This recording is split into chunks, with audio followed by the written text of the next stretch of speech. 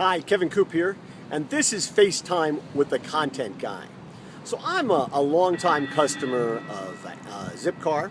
I've always liked the brand. I've always thought it was kind of interesting. I like to use it when I'm in Portland, when I'm in residence here at the school during the summer at Portland State University, during what I like to call my adjunctivity.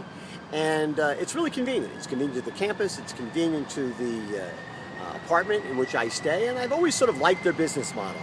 I like the idea that it's hourly rentals. I like the idea that they don't have the same old cars that everybody else has. I like the idea that they're trying to disrupt the traditional car rental business. All this appeals to me.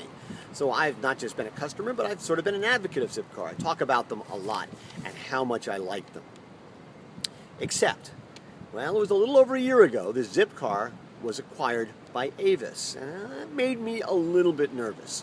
Now, I have to tell you, one of the things that I've noticed this year when I've been using Zipcars in Portland is, well, the cars are a little bit dirtier than they used to be. Now, another thing I've noticed is that, when I first started using Zipcars in Portland, boy, there were lots of minis in the fleet. And that was a lot of fun. You could even get a mini convertible. Well, right now, there's not one mini, not one, in the entire city of Portland.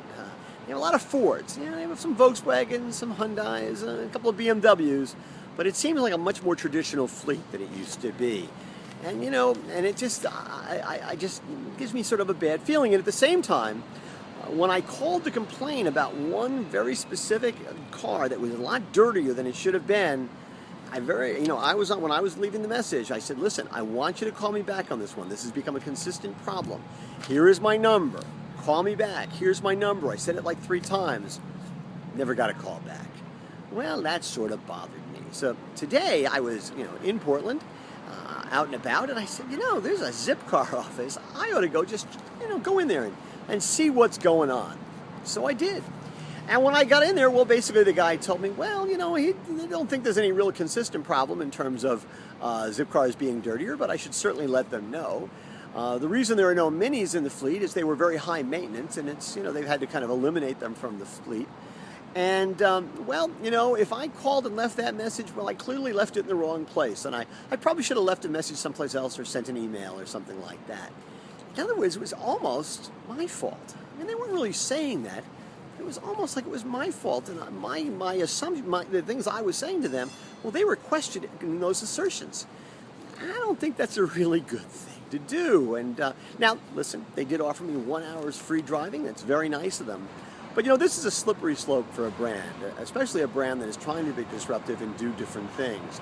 I think you have to be very careful, especially when you have longtime customers who are trying to be loyal, but are questioning certain brand attributes, if you will. That's not the way they should have reacted. And this is something that, frankly, all brands have to be careful of. Because here's the one thing they didn't get. I could have called them. I could have sent them an email. But I went to the other side of town, went into the office, and talked to them. That makes me far more than a customer. That makes me a customer who cared enough to go out of my way to talk to them about my brand concerns. And I have to be honest, they really didn't, assuage my concerns, let's say, to the extent they should have. Now listen, I'm going to continue to use Zipcar, but there are a lot of other companies out there who are trying to, break their model and do something different and disrupt their business, and I'm going to be paying attention to them. Zipcar has to be careful, because it doesn't take long to lose all your brand equity if you're not paying very close attention and trying to live up to the promises that you're making. Anyway, that's what is on my mind this Thursday morning, and as always, I want to hear what's on your mind.